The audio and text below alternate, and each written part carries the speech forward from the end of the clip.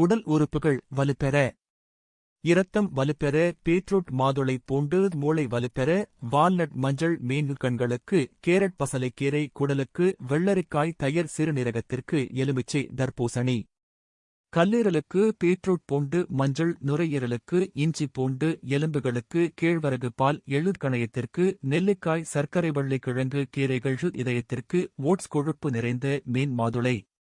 பெற்றவர்கள் இல்லை எனில் பக்க பலமே இல்லை வேலை இல்லை எனில் மரியாதை இல்லை சொத்து இல்லை எனில் சொந்த பந்தம் இல்லை வசதி இல்லை எனில் ஏனென்று கேட்க ஆளில்லை பணம் இல்லை எனில் பாசம் இல்லை பாலில் தேன் கலந்து இரவில் சாப்பிட நல்ல தூக்கம் வரும் எலுமிச்சையுடன் தேன் கலந்து சாப்பிட இருமல் குணமாகும் நெல்லிக்காய் சாறுடன் தேன் கலந்து சாப்பிட இன்சுலின் சுரக்கும் மாதுளை சாறுடன் தேன் கலந்து சாப்பிட புது ரத்தம் ஊறும்.